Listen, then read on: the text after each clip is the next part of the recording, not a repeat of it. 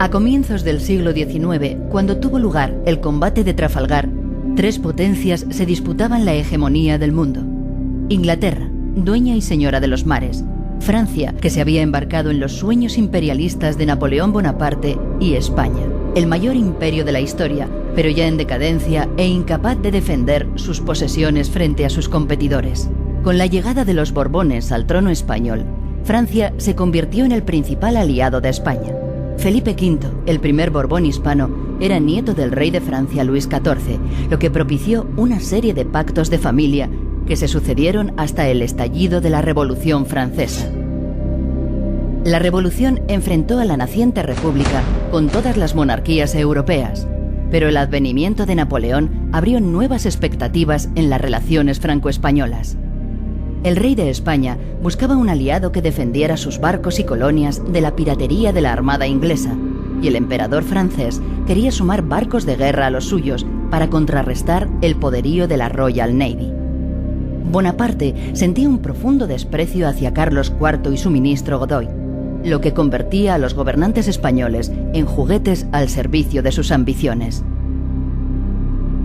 El 2 de marzo de 1805, el emperador, que pretendía invadir Inglaterra, aprueba el plan de la escuadra combinada hispano-francesa.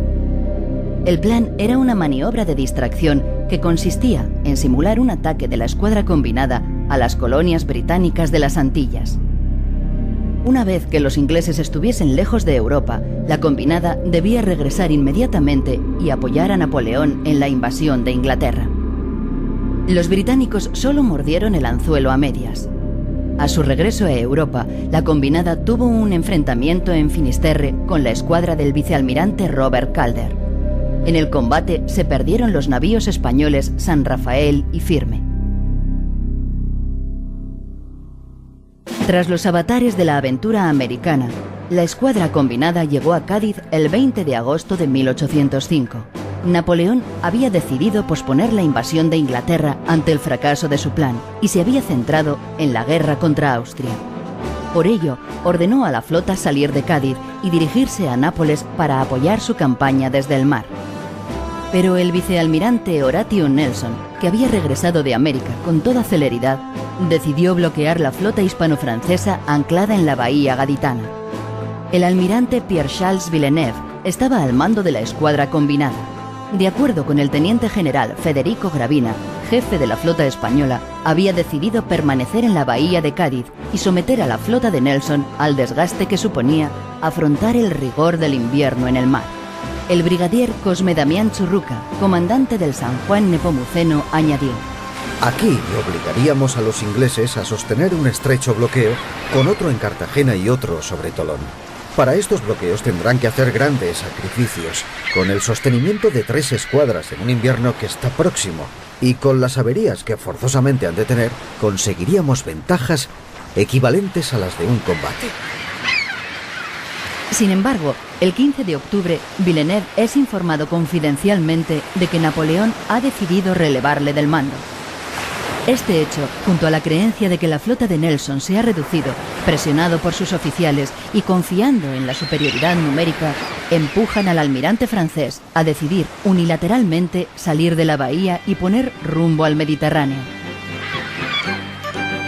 La escuadra combinada contaba con 40 barcos, 25 franceses y 15 españoles, entre los que figuraban algunas de las joyas de la corona española, como el Santa Ana y el Príncipe de Asturias, con 112 cañones cada uno, el Rayo con 100 y especialmente el Santísima Trinidad, una auténtica fortaleza flotante con 140 bocas de fuego, construido en La Habana en 1769, con 60 metros de eslora, 16 de manga, 8 de puntal y más de 5.000 toneladas de desplazamiento. Único buque de 4 puentes. Era la máquina naval de guerra más grande de su tiempo. Para construirlo, se emplearon unos 4.000 árboles. El casco y cubiertas eran de caoba, con 60 centímetros de espesor en los costados. Para fijar las diferentes estructuras, se utilizaron pernos de roble y caoba de Cuba y Honduras, y también de hierro de Vizcaya, el aparejo de pino de México. Se faenaba con 3 cabestrantes, y para levar con mala mar eran necesarios unos 250 marineros. En octubre de 1805, su dotación era de 1.083 hombres, entre oficiales, marineros y soldados. El bajo nivel de adiestramiento y su escasa profesionalidad obligaba a embarcar más gente de la estrictamente necesaria para las faenas de a bordo. Salvo por su tamaño y armamento, el Santísima Trinidad era como todos los navíos de su época. En la proa se encontraba el pañol de encarchutado de pólvora, la despensa, el pañol de víveres y el de leña. Aquí también se encontraba la enfermería, con el suelo pintado de rojo para disimular la sangre. El horno de pan y la cocina se encontraban en el combés, a popa del trinquete, sobre el lastre la Santa Bárbara, habitáculo forrado de plomo, cuya puerta estaba tapada por dos gruesas cortinas que se mojaban durante el combate para evitar que el calor o las chispas pudieran provocar una explosión. El almirante contaba con un amplio camarote a popa, en la cubierta del alcázar. A un nivel por debajo, el comandante disponía de otro espacioso alojamiento. Los oficiales se acomodaban por debajo del comandante, en camarotes múltiples. Los demás miembros de la tripulación y guarnición dormían hacinados en las baterías, colgando sus cois de los baos entre las piezas de artillería. Por encima del sollado y de la línea de flotación se encontraba la primera batería con la artillería principal, del calibre 32. Le seguían hacia arriba la segunda, tercera y cuarta cubierta con sus respectivas baterías de menor calibre. Las estrategias de combate más usuales de la época eran las conocidas como pasar por la popa o tiro de enfilada, que provocaba el máximo daño ya que arrasaba la cubierta atravesándola a lo largo. Disparar en la huida, que se utilizaba para desgastar al perseguidor antes del combate en paralelo, si éste llegaba a entablarse. Los proyectiles más corrientes eran las balas sólidas, masas esféricas macizas de hierro colado. También se utilizaban las palanquetas, dos cuerpos unidos entre sí por una cadena o una barra, las más efectivas para desarbolar o romper las jarcias al barco enemigo. Otros proyectiles eran de metralla, a base de balas de fusil o trozos de hierro, y por último, las balas rojas, calentadas al rojo vivo en un fogón y utilizadas para provocar incendios. El 18 de octubre de 1805, Villeneuve comunicó a Gravina la orden de salir de Cádiz. Al día siguiente, sábado 19, a las 6 de la mañana, comenzó a salir la flota, 40 navíos, 33 de ellos de línea, con 2.600 cañones. El 20 de octubre, toda la flota combinada estaba en mar abierto. A las 7:30 de la tarde, el Achille descubrió hasta 18 navíos ingleses. Los aguardaba el vicealmirante Nelson, a bordo del Victory, con 32 barcos más, 27 de ellos de línea, 2.200 bocas de fuego. Al amanecer del 21 de octubre, las dos escuadras se encontraron a 20 millas al sur de Cabo Trafalgar. El almirante Villeneuve, a bordo del navío insignia Bucentaure, hizo señal de formar la línea de combate. El almirante Nelson se dispuso a ejecutar la estrategia que llevaría su nombre, que consistía en dividir su flota en dos columnas. Una atravesaría la línea del enemigo entre la retaguardia y el centro. La otra cortaría la línea entre el centro y la vanguardia. El viento de suroeste les era favorable. A las 8 de la mañana, Villeneuve mandó a la flota a virar en redondo, con el propósito de evitar que el enemigo batiese con ventaja la retaguardia y cortase su retirada a Cádiz. Tras la maniobra y la torpeza con que fue ejecutada, la nueva formación aparecía como una inmensa línea curva e irregular de más de 5 millas de longitud, con unos barcos apelotonados, otros doblados y con varios claros, que prácticamente dividían en dos a la formación. A las 11:40 de la mañana, Nelson transmite la orden de ataque. Inglaterra espera que cada hombre cumpla con su deber. Poco antes del mediodía, el San Agustín abre fuego sobre el Victory. Con escaso acierto dada la distancia. A menos de media milla de la línea aliada, el inglés sufre el fuego de más de 200 piezas. Sin embargo, muchos... Nelson está decidido a atacar al más emblemático de los navíos de la flota combinada, el Santísima Trinidad. Su intención es cortarle la popa para barrerlo al pasar, y luego abarloarse. Pero el navío comandado por Uriarte reduce trapo, haciendo que el Bucentaure se eche encima, cerrando toda posibilidad de romper la línea. Una milla más al sur, el almirante Collingwood, a bordo del Royal Sovereign, es el primero que corta la línea aliada entre el Santa Ana y el Fugu. Al pasar por la popa del Santa Ana, el Royal Sovereign disparó los 50 cañones de sus baterías de babor que, cargadas con doble bala, provocaron una carnicería con 100 bajas, 14 cañones desmontados y la popa destrozada. La formación en línea de la escuadra combinada queda dividida en dos partes. 14 navíos quedaron en la vanguardia, mientras los 19 restantes quedaron en la retaguardia. Tras el duro castigo sufrido en su acercamiento al Santísima Trinidad y el Vicentaire, Nelson decide buscar una presa menor y así ordena maniobrar sobre el Redoutable, que intentaba apoyar al barco de Villeneuve. A su paso por la popa del insignia francés, los cañones de la batería de babor del Victory abren fuego causándole grandes daños. El navío de Nelson trata de alcanzar al Redoutable para aniquilarlo con su superior artillería. El capitán Lucas, comprendiendo que nada tiene que hacer frente al fuego del inglés, decide echarse sobre el Victory para abordarlo y dirimir la lucha en un cuerpo a cuerpo. El Temeraire, tras barrer nuevamente la popa del barco de Villeneuve, busca la otra banda del Redoutable para apoyar al Victory, que ya ha repelido un intento de abordaje de los franceses. A la 1:25 del mediodía, Nelson cae mortalmente herido por una bala procedente de un tirador del Redoutable.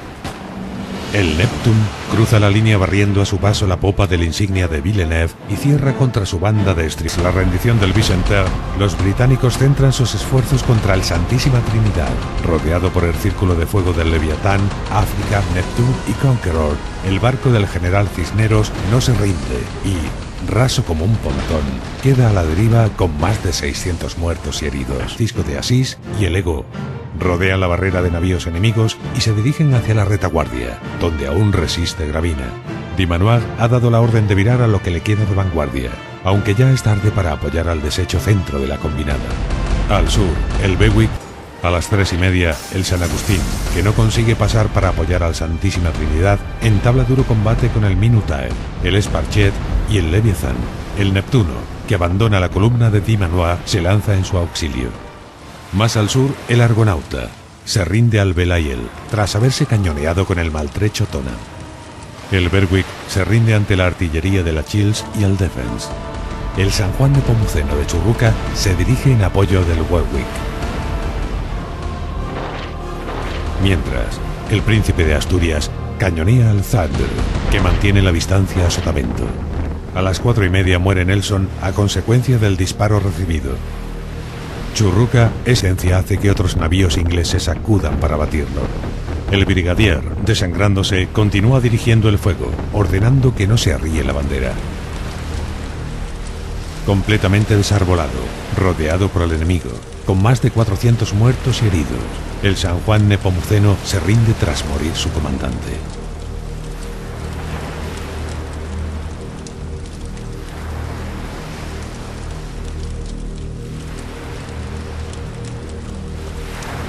El San Agustín se está hundiendo, después de repeler 2 abordajes. Esta es la situación que los ingleses aceptan que no se arríe la bandera para poder evacuar el barco antes de que se hunda. Sachil, con fuego a bordo que no pudo controlar, estalla, perdiendo la vida su comandante y gran parte de la tripulación. Gravina, herido y dando por perdida la batalla, decide retirarse a Cádiz. Remolcado su desarbolado navío por la fragata Temis y escoltado por otros 8 barcos, se retira hacia el norte sin que los británicos se lo impidieran ni intentaran perseguirlo.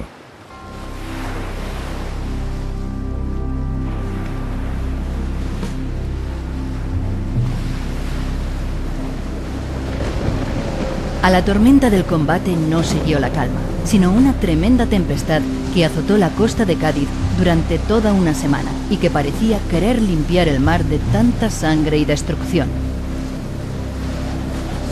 La imagen más elocuente de Trafalgar quizás sea la del Santísima Trinidad desarbolado, fantasmal, ingobernable, negándose a morir durante 3 días bajo la tempestad, que finalmente logró hundirlo tras un aullido espantoso que ascendía por las cubiertas y que era la suma del crujir de maderas y los gritos de los 80 heridos que habían quedado abandonados a su suerte en el interior.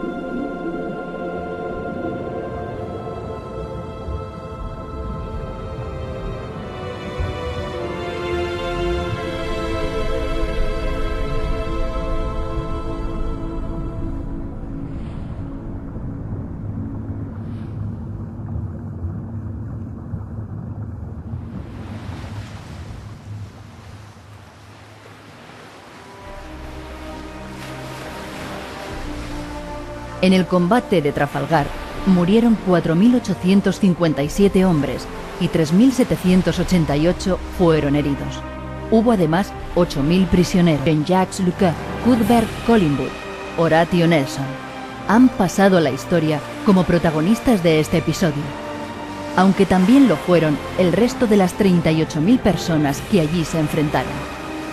De la misma manera, el pueblo de Cádiz, que tras el combate dio una lección ejemplar de humanismo y solidaridad, al volcarse en el auxilio de los heridos sin distinguir si eran amigos o enemigos, vencedores o vencidos. El pueblo gaditano, castigado por la fiebre amarilla, los bloqueos y la leva forzosa, supo ser generoso y les abrió los brazos a aquellos hombres que la mar tempestuosa devolvía como despojos. El combate de Trafalgar, que durante generaciones simbolizó el valor del pueblo español frente a la ineptitud de sus gobernantes, puede que solo sea el símbolo de una derrota, gloriosa si se quiere, y de un fracaso, ya que toda guerra es una derrota. La humanidad siempre pierde, y un fracaso del entendimiento y la razón.